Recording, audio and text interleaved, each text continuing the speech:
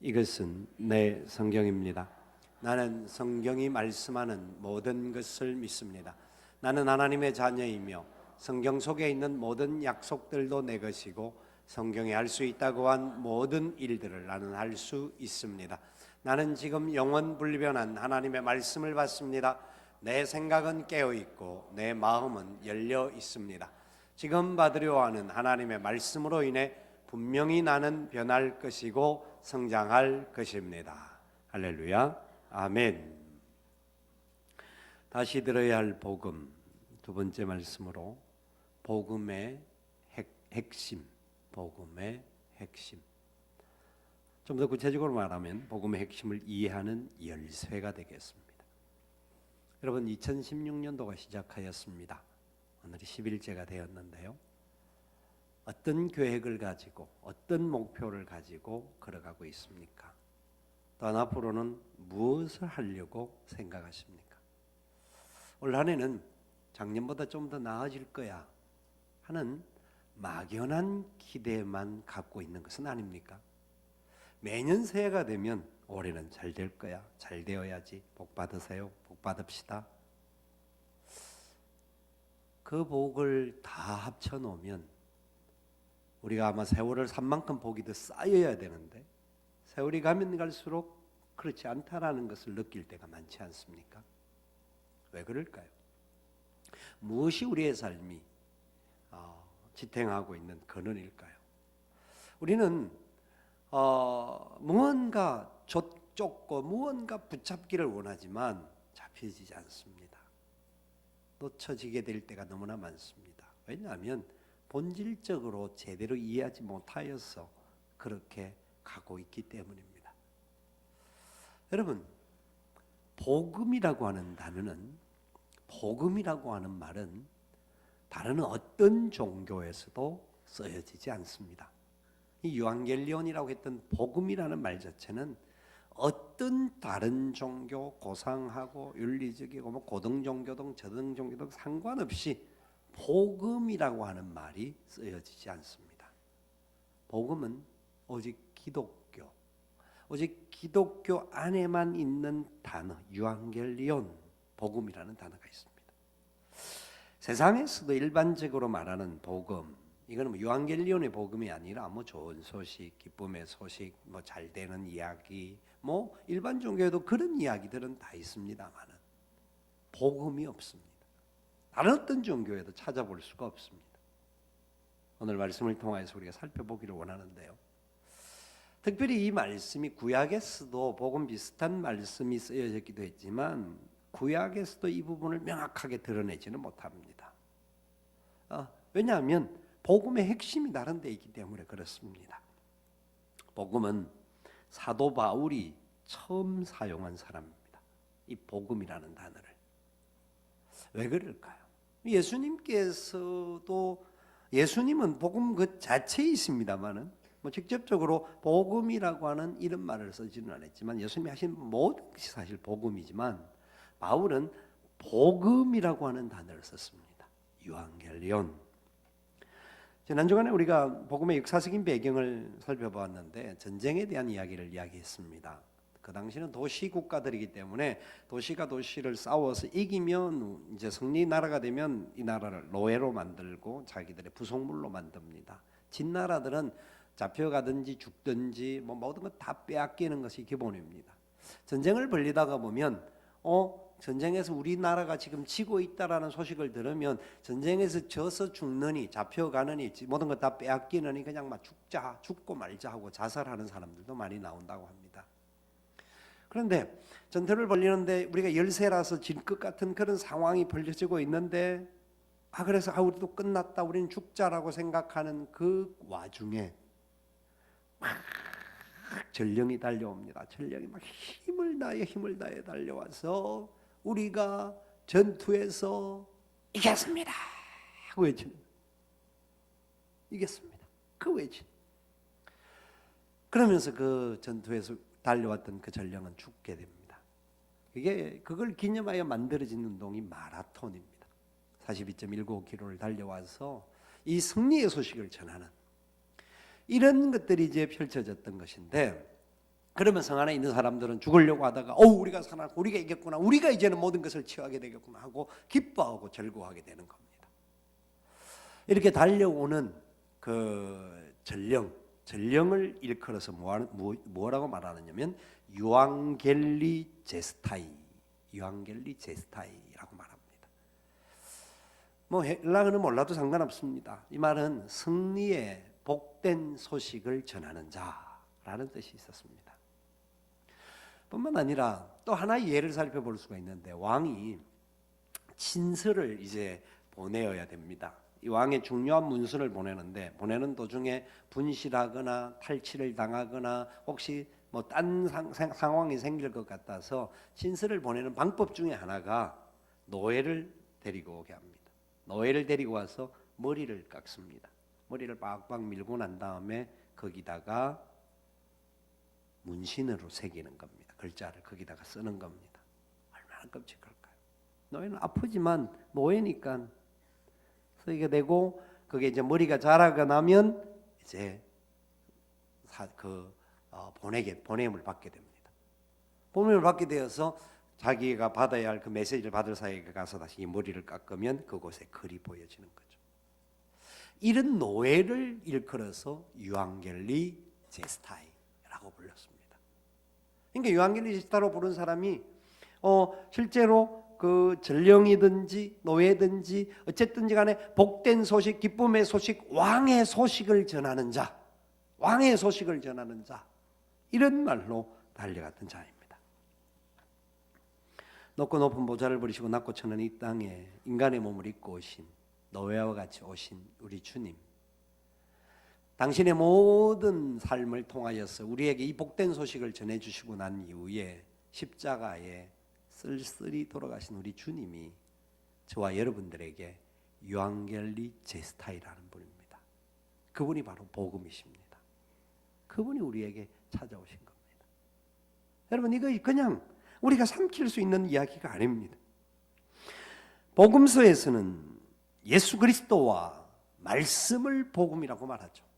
예수 그리스도와 말씀, 예수 그리스도가 행하신 말씀, 요한복음 1장에서 말합니다. 태초에 말씀이 계시니라. 이 말씀이 하나님과 함께 계셨으니 이 말씀이 곧 하나님이시니라. 말씀이 육신이 되어 우리 가운데 거하심에 우리가 그의 영광을 보니 아버지의 독생자의 영광이 은혜와 진리가 충만하더라. 요한복음 1장 1절과 14절의 말씀이에요. 그 말씀이 바로 예수 그리스도시고 그 말씀이 바로 복음이라는 거예요. 복음이 바로 예수 그리스도와 그의 말씀이라는 거죠. 뿐만 아니라 그 위에 사도들이 썼던 내용들이 서신서입니다. 로마서를 위시하여서 그 위에 계속 되어지는 서신서에 복음이란 뭐냐라고 바울이 쓰기 시작했던 내용이 뭐냐면, 복음은 바로 예수 그리스도의 죽으심과 부활하심, 죽으심과 부활하심을 말하는 겁니다. 그렇기 때문에 복음이라는 말을 한마디 말로 한 문장으로 정의를 한다고 하면, 말씀이 육신이 되어 우리 같은 죄인들, 이 땅에 죽어가는 어리석은 인생들을 살리기 위해서, 인류를 살리기 위해서 오신 예수 그리스도의 십자가의 죽으심과 부활하심, 이것이 복음입니다. 이것이 복음이에요. 여러분, 복음 내가 많이 아는 것 같고 잘 아는 것 같다, 그렇게 생각을 하십니까? 그러면 저와 여러분들이 복음을 가지고 있는 자들입니까? 복음을 가지고 있는 자로서 우리의 삶을 돌아볼까요? 과연 우리가 진정한 복음 안에 붙들려고 사는 자들인지 아닌지. 지금 이 말씀, 우리가 지난주에 복음에 대해서 말씀을 드렸던 내용들을 다시 한번 반복하며 다시 한번 정리했던 부분들입니다. 그러면 오늘 본문을 통하여서 다시 한번 우리가 이 복음의 앞에 더 나아가게 되는데, 복음을 정확하게 기본적으로 복음이 뭔지를 알게 되면 오늘 본문에 말씀하시는 내용도 복음의 핵심도 이해할 뿐만 아니라 다음 주에 여러분들에게 말씀을 드릴 하나님의 나라에 대한 이야기를 하게 될 텐데, 그 하나님의 나라도 이해하게 될 수 있습니다. 오늘 첫 번째 살펴볼 복음의 핵심을 이야기한 열쇠가 뭐냐면 하나님과 인간의 관계였습니다. 하나님과 저와 여러분들과의 관계라는 거예요. 이 관계가 어떤 관계였던가, 오늘 보면 9절 10절 말씀 같이 한번 읽어봅시다. 곧 우리가 원수 되었을 때에 그의 아들의 죽으심으로 말미암아 하나님과 화목하게 되었은즉 화목하게 된 자로서는 더욱 그의 살아나심으로 말미암아 구원을 받을 것이니라. 뭐라고 말하고 있습니까? 원수된 자들이다 라는 말을 하고 있어요. 유대인들은 선민사상이 있었습니다. 자기들만 택함 받은 족속들이고 자기들만 하나님의 주권과 권세와 능력 안에 살아가는 자들이다 하는 특권의식들이 있었습니다. 그래서 유대인들은 시오니즘도 있고 메시아니즘도 있고 이런 것들을 가지고 자기들을 굉장히 부각하고, 자기들은 특별히 아브라함의 자손들이기 때문에 하나 그 영원한 나라를 자기들이 소유한 백성들이라고 그들은 확신을 가지고 있었습니다. 그리고 그들은 이방 나라를 향하여서 하고 손가락질하고 저 미개한 나라들, 저들을 복음 그 하나님도 없는 사람들, 특별히 선택을 받지 못한 저들의 멸망받아야 할 대상들, 이렇게 생각하고 있었어요. 그런데 오늘 바울이 로마서를 쓰면서 뭐라고 이야기를 하고 있습니까? 유대인들을 포함하여서 모든 사람들이 다 하나님과 원수되었던 자들이다. 유대인들은 자기들은 굉장한 특권을 가진 사람들이고, 자기들은 하나님의 놀라운 대 가운데서 시오니즘을 이루어가는 자들인데, 하나님의 말씀의 핵심은 모두가 다 죄인들이고 모두가 다 하나님과 원수다라는 겁니다. 원수. 덥죠? 옷을 벗으세요. 잠이 오시면 일어나세요. 설교 시작도 안 해서 조는 것 보면 제가 설교를 못해서 조는 건 아닌 것 같아요. 아직은 조금 지나서 존다고 하면 몰라도 정신 차리십시오. 복음의 소식을 들으면서 잠도 좋은 거긴 하죠. 자, 원수라고 하는 것은 무슨 관계입니까?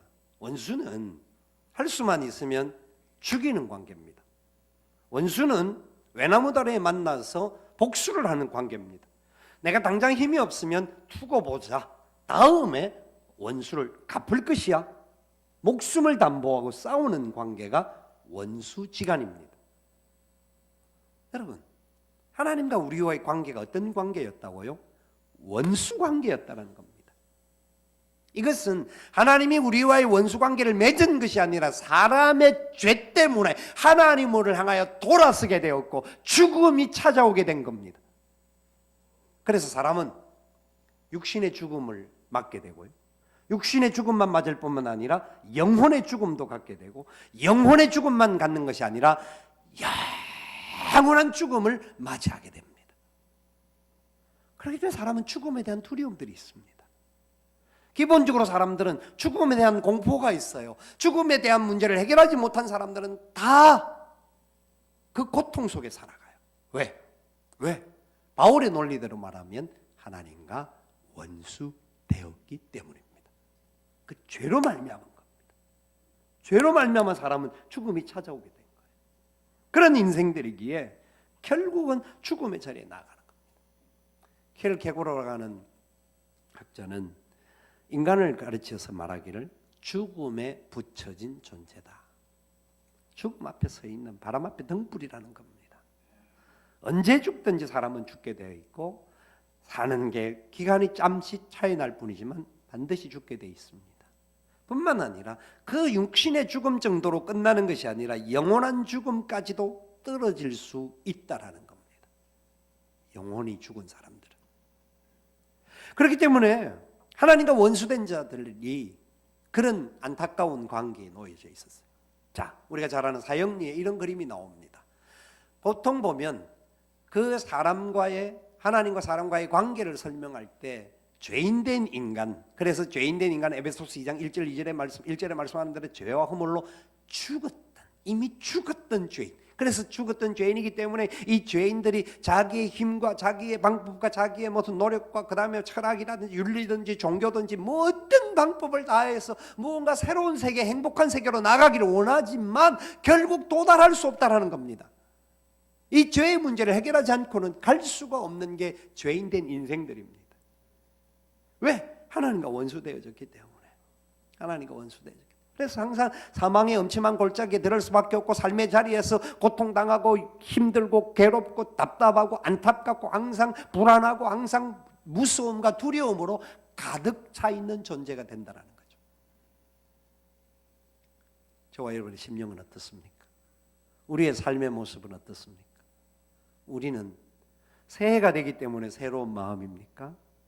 아니면 1년의 연말 끝에 가보면 또다시 우리는 하고 낭망하고 좌절하는 그런 관계는 아닙니까? 여러분, 하나님과의 관계 원수됐던 우리들에게 두 번째 중요한 키가 있습니다. 두 번째 중요한 열쇠가 뭐냐면 하나님이 먼저 찾아오셨다라는 겁니다. 하나님이 먼저 찾아오셨다라는 거예요. 우리 예수 그리스도를 보내어서 하나님과 우리와의 관계를 연결하여서 우리가 영원한 생명의 역사 안에 들어갈 수 있는 은혜를 허락하여 주셨다라는 거예요. 이거 얼마나 놀라운 일인지 모릅니다. 오늘 보면 8절 말씀 읽어볼까요? 8절 읽읍시다. 우리가 아직 죄인 되었을 때에 그리스도께서 우리를 위하여 죽으심으로 하나님께서 우리에게 대한 자기의 사랑을 확증하셨느니라. 아멘. 우리가 죄인 된 자들, 죽어 있던 자들, 사망 가운데 있는 자들, 고통 가운데 있는 우리들을 위해서 하나님이 찾아와 주셨습니다. 예수 그리스도를 보내주신 겁니다. 그래서 우리를 위하여 먼저 죽게 해 주셨습니다. 왜? 하나님과 우리의 관계가 회복되게 하도록 하기 위해서 찾아오신다. 먼저 찾아오셨다는 사실을 잊지 말아야 합니다. 먼저 오셨습니다. 성경은 수없이 그런 이야기를 기록하고 있습니다. 4대 독자가 있었습니다. 금이야 오기야 키웠습니다. 어떻게 하면 공부를 잘할 것인가, 세상에서 출세하고 성공할 것인가. 이 아들이 그 집안의 가문의 희망이었기 때문에 재산을 다 팔아서 아들의 공부를 시키는 일에 투자를 다했습니다. 대학을 올라가서 서울을 올라갔는데 아버지가 어느 날은 아들이 어떻게 지내는지, 공부를 잘하고 사는지 학기 중에 학교를 한번 찾아갔습니다. 찾아갔는데 학교에도 없습니다. 교실에도 없고 도서관을 가봐도 도서관에도 없어요. 다른 일이 있나, 혹시 아픈가 싶어서 집으로 갔습니다. 집으로 가보니까 문을 여는데 술 냄새가 확 풍겨 나오고 술만 먹을 뿐만 아니라 이상한 여자와 함께 뒹굴고 있습니다. 아버지가 화가 나서 그 아들의 뺨을 때렸습니다. 어떻게 이럴 수가 있느냐. 뺨을 맞는 아들이 뭐 다른 뉘우치는 기색은커녕 아버지를 째려보고 아버지에게 한마디 하고 집을 뛰쳐나갑니다. 기다렸지만 아들은 돌아오지 않습니다. 며칠 기다려 돌아오지 않자 아버지가 아들을 찾아 나서기 시작합니다. 3개월의 시간을 찾아니까 산골짜기 어디에서 처박혀서 몸이 죽어가고 있는 그런 상태가 되었습니다. 아버지는 그 아들을 찾고 그 아들을 향하여서 손을 잡고 이렇게 외쳤습니다. 아들아, 내가 잘못했다. 아들아, 내가 잘못했어. 이제 집으로 돌아가자. 누구의 잘못인가요? 아버지가 뺨을 때렸기 때문에 아들이 그렇게 된 건가요? 자기의 잘못입니다. 성경은 이런 이야기를 수없이 이야기하고 있습니다. 우리 같은 죄인들, 우리가 아무도 먼저 자격도 없고 내어놓을 거 없는 우리들에게 하나님 아버지께서 찾아오셔서 말씀하여 주십니다. 손 내밀어 주십니다. 은혜를 더하여 주십니다. 위로를 더하여 주십니다. 내가 너를 사랑한다. 내가 너를 낳았도다. 내가 너를 통하여 영광 받기를 원한다. 손 내밀어 주고 계신다라는 겁니다. 하나님의 손을 우리는 어떻게 붙들어야 할까요? 하나님이 우리에게 먼저 찾아오셔서 모든 일을 다 행해 주시고 우리는 자격도 없고 아무 조건도 없는 자들이었음에도 불구하고 십자가에 죽어 주시면서 다 이루었다. 다 이루었다. 외칩니다. 여러분, 우리의 마음은 어떤 마음이 되어야 될까요? 늘 울어도 눈물로서 못 갚을 줄 알아 몸 밖에 드릴 것 없어 이 몸 바칩니다.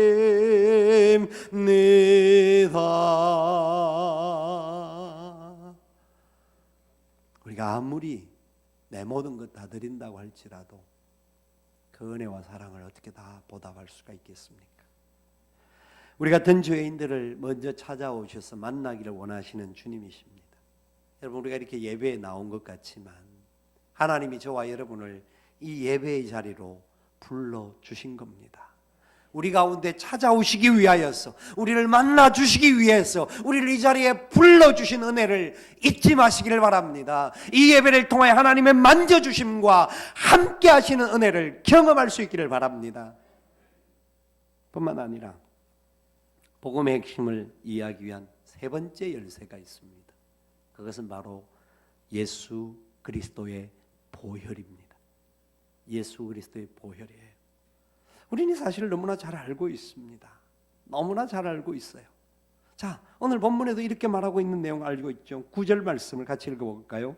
그러면 이제 우리가 그의 피로 말미암아 의롭다 하심을 받았으니 더욱 그로 말미암아 진노하심에서 구원을 받을 것이니, 그의 피에 대한 이야기를 하고 있어요.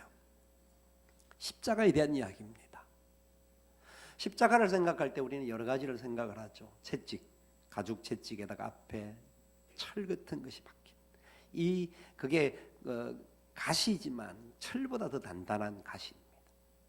그래서 예수님이 맞으면서 몸이 찢기시고 가시면류관 쓰시고 손발에 못이 박히시고 창자국이 찔리시고 모든 걸 다 흘려주셨어요. 그런데 한 가지 더 기억할 게 뭐냐면, 십자가에 못 박힌 사람들을, 시신을 이제 수거하여서 무덤에 옮기려고 하다가 보면 그 시신들 중에서 생리빨이 다 부러지고 꽉 빠져 있는 그런 경우를 본답니다. 왜요? 너무 힘들고 아프니까, 죽음의 길을 가니까 이빨을 깨물고 악물고 하니까 이빨들이 그냥 내려앉아 버린다는 거예요. 십자가는 그냥 이루어진 일은 아닙니다. 우리 단순히 주님의 고통, 그것을 생각하자라는 정도가 아닙니다. 그게 얼마나 놀라운 사랑인 줄 알자라는 겁니다. 왜 그랬습니까? 저와 여러분의 죄 때문에 그랬습니다. 모든 사람이 죄를 범하였음에 하나님의 영광에 이르지 못하더니 죄의 삭은 사망이라고 했습니다. 그 죄의 삭의 사망 때문에 이런 일들이 이루어졌던 겁니다. 그래서 로마서 3장 25절의 말씀에 보니까 이 예수를 하나님이 그의 피로서 믿음으로 말미암는 화목 제물로 세우셨으니, 이는 하나님께서 길이 참으시는 중에 전에 지은 죄를 간과하심으로 자기의 의로우심을 나타내려 하심이니, 그의 피로 말미암아 우리의 모든 죄를 다 잊어버리시고 다 용서하시고 다 씻어주시기 위하심이라는 겁니다. 히브리서 10장 말씀에 20절 22절에 이렇게 말씀해요. 하나님이 너에게 명하신 언약에 필요하고 율법을 따라 피로서 정결하게 되나니 피 흘림이 없이는 사함이 없느니라. 아멘. 우리 이 사실을 알고 있지 않습니까? 이 보혈의 능력과 권세를 알고 있지 않습니까? 보혈의 피로 우리에게 흘려주신 주님의 은혜와 사랑입니다. 이것은 다른 어떤 것으로 대체할 수 있는 놀라운 겁니다. 여러분, 이 보혈은 얼마나 존귀한지 모릅니다. 저와 여러분의 모두에게 우리의 심령 속에 이 보혈이 흘러갈 뿐만 아니라 우리의 삶의 모든 자리에, 우리가 살아가는 모든 순간에 이 하나님의 놀라운 은혜의 보혈의 역사가 나타난다는 것을 아셔야 됩니다. 여러분, 예수 믿으면 복 받습니다, 우리가 말을 하죠. 맞는 말이에요. 사실 그 복에 대한 정확한 이해를 알면 진짜 맞는 말이에요. 예수 믿으면 복 받습니다, 복 받습니다라는 말을 합니다. 복이라는 단어를 영어 사전에 살펴보면 blessing이라고도 하고 bliss라고도 합니다. 그 복이라고 하는 이 단어가 그 웹스터 사전에서 확인을 해보면 그 어원이 어디서 나왔느냐 하면 블루드라는 데서 나왔습니다. 피라는 곳에서 나왔어요. 피라는 곳에서. 블루드, 피라는 곳에서 왔다. 사람의 어떤 거룩한 피 아니고요, 짐승의 어떤 피 흘려주심이 아니고요, 그 피는 예수 그리스도의 보혈의 피인 것을 믿으시기를 바랍니다. 그 보혈의 피가 저와 여러분들에게 복이 된 겁니다. 원수였던 우리들, 하나님을 떠나 있던 우리들, 우리의 욕심에 따라 욕망에 따라 마음대로 살아갔던 우리들에게 하나님과 그 은혜의 자리 안에 나오는 십자가의 구원의 역사 안에 살아갈 수 있는 복이 되었다라는 겁니다. 이 복은 그 어떤 세상의 복과는 비교할 수 없는 복입니다. 생명의 성령의 법 안에서 이루어진 하나님의 은혜의 복입니다. 이 복이 얼마나 놀라운지는 모릅니다. 여러분, 다른 것들 우리가 일반적으로 하는 복 받았다, 복 받았네요, 아이고 잘 됐네요, 일반적인 잘 되었다, 복 받았다라는 세상 기준의 복입니다. 그 복은 우리가 받은 복, 보혈로 말미암아 복음으로 말미암아 받은 복과는 비교할 수가 없습니다. 비교 대상도 되지가 않습니다. 아십니까? 아십니까? 아셔야 합니다. 믿어야 합니다. 전혀 느낌이 없다고 한다면 이 복음의 능력 앞에 다시 붙들려야 합니다. 왜 우리 인생의 삶이 굴곡이 있고 왜 염려가 있고 문제가 많고 고통이 많은 줄 아십니까? 복음의 원리를 모르기 때문에 그렇습니다. 내게 주신 이 복의 존귀함과 거룩함과 온전함과 충만함을 우리가 잊고 살기 때문에 그렇습니다. 저와 여러분들에게는 이 복이 주어졌음을 믿으시길 바랍니다. 네 번째, 이 복음의 핵심을 이해하는 중요한 열쇠가 있습니다. 복음 이후의 삶입니다. 그러니까 복음을 받은 사람으로서의 삶의 역사라는 거예요. 내가 복음을 받았기 때문에 어떤 삶을 살 수 있는가? 오늘 본문 11절은 이렇게 이야기를 합니다. 같이 읽어봅시다. 그뿐 아니라 이제 우리로 화목하게 하신 우리 주 예수 그리스도로 말미암아 하나님 안에서 또한 즐거워하느니라. 아멘. 얼마나 놀라운 말씀인지 모릅니다. 하나님 안에서 즐거워한답니다. 왜요? 예수 그리스도로 말미암았기 때문에. 그렇기 때문에 우리에게 먼저 하나님 우리를 화목케 하셨다라는 겁니다. 화목케 하셨다. 화목케 하셨다. 화목케 하셨다라는 말은 중요한 의미가 두 가지가 담겨져 있습니다. 일반적으로 우리가 화목이라는 단어를 사용할 때에 영어 사전을 찾아보면 가장 쉽게 나오는 단어가 하모니라는 단어입니다. 하모니, 조화를 이룬다, 뭐 이런 단어죠.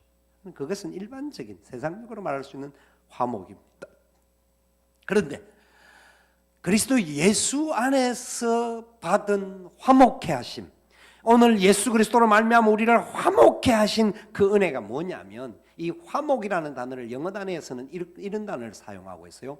reconciliation이라는 단어를 써요. reconciliation이라고 하죠. 이 무슨 말이냐면, 영어는 제가 여러분들에게 그걸 하기 위해서가 아니고 설명하기 위해서입니다. 몰라도 상관없습니다. 영어 단어를 풀이하면 이런 겁니다. 다시 함께 살아나게 하다. 다시 함께 살아나게, 살게 하다. 이게 헬라 뜻에도 그런 뜻이에요. 저 헬라 박사님이 계셔가지고 헬라 자꾸 쓰니까 이상하기는 한데요. 우리 교회 헬라 박사들이 제법 많아요. 그래서 하여튼 그래요. 틀리면 가르쳐 주세요, 나중에. 근데 이 화목이라는 단어가 바로 그런 뜻입니다. 다시 함께 살게 하다라는 겁니다. 이게 얼마나 놀라운 말씀인지 모릅니다. 단순한 하모니 정도가 아닙니다. 예수 그리스도로 말미암아 죄인 되었던 우리들이 영생을 얻었다라는 정도가 아니라, 영생을 얻어서 죽으면 천국 간다, 맞는 말이죠. 근데 여기에 그치는 것이 아니라, 죽어서 천국 가는 것이 아니라 지금 여기에서부터 하나님과 화목을 이루어서 지금 여기에서부터 그 천국을 누리는 삶을 산다라는 겁니다. 지금 우리가 살아가는 삶의 자리에서 복음의 능력으로 말미암아 복음 때문에 우리 안에는 천국의 역사가 이루어진다라는 겁니다. 원수되었던 우리가 하나님과 화목되을 뿐만 아니라 원수되었던 가족들과 여러 사람들과의 관계 속에서 참된 화목이 이루어진다라는 겁니다. 그 얼마나 놀라운 기쁨과 소망인지 모릅니다.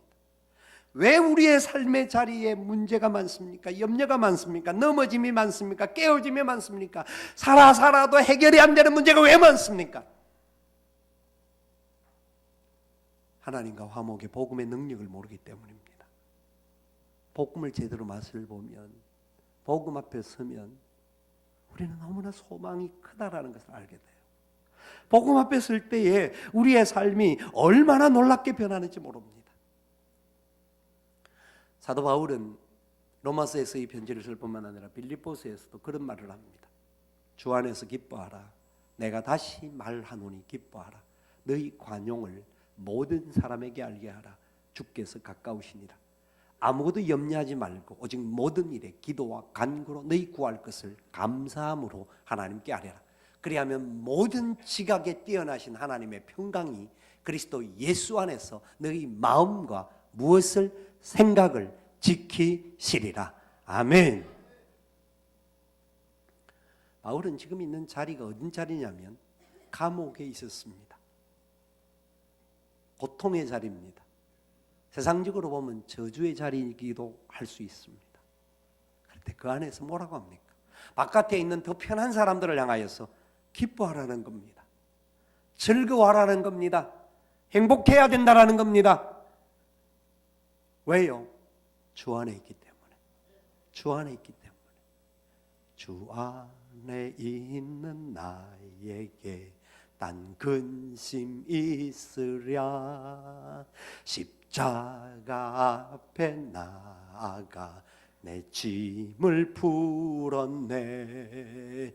주님을 찬송하면서 할렐루야 할렐루야. 내 앞길 멀고 험해도 나 주님만 따라가리. 아멘. 눈물의 골짜기가 있습니까? 사망의 엄침한 골짜기가 나를 지배하고 있습니까?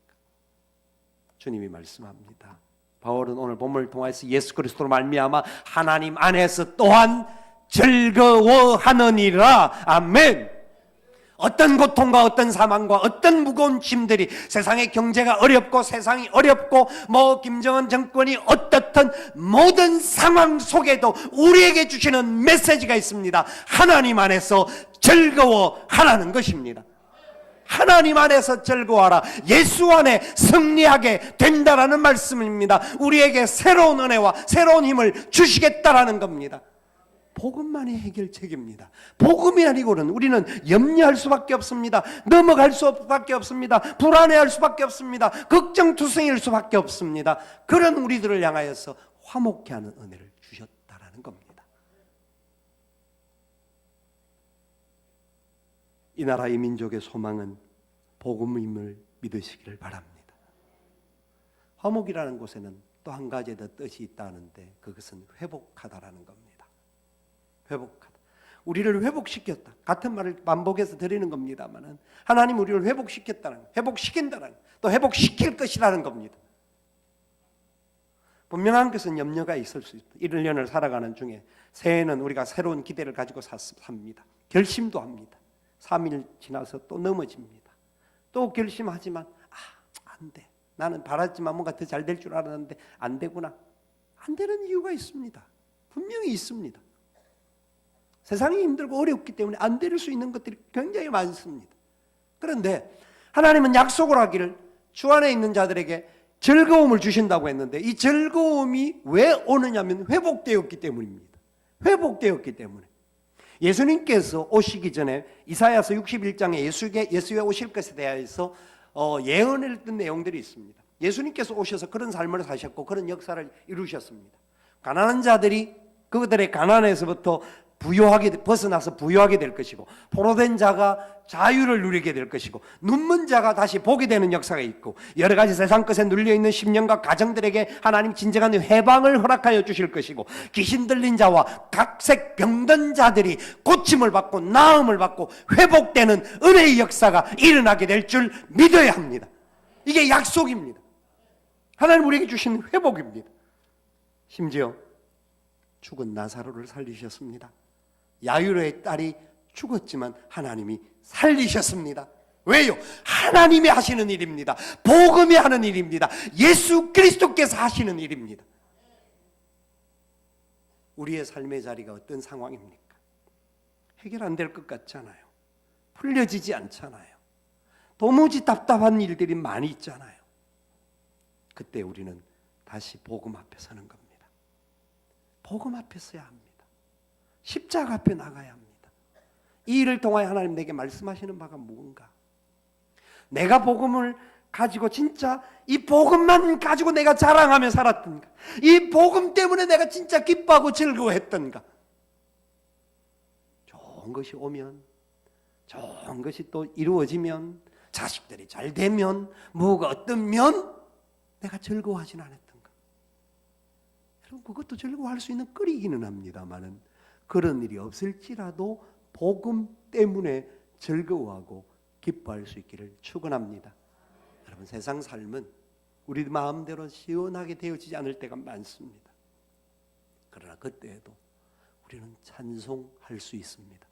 힘들고 어려운 일이 찾아옵니다. 위기와 문제가 찾아옵니다. 그런 문제가 올 때 우리는 하나님을 향하여 아버지 감사합니다. 나를 아버지의 자녀로 삼아주시고 이 문제 가운데 믿음의 기도를 이루게 하여 주심을 감사합니다. 내게 어떤 파도와 어떤 고통이 찾아온다 할지라도, 어떤 문제가 다가온다 할지라도 예수의 이름으로 이기게 하여 주실 줄 믿습니다. 내가 비록 어떤 고통과 위기와 아픔이 당하여서 이 문제 속에 나락에 떨어지는 상황이 생길지라도 예수 그리스도의 부활의 역사를 믿기에 하나님 마침내 합력하여 선을 이루어 주실 줄 믿습니다. 그 고백을 할 수 있는 거죠. 찬송할 수 있고 기뻐하는 걸 보면서 사람들이 이렇게 말합니다. 저 인간은 미쳤나 보다.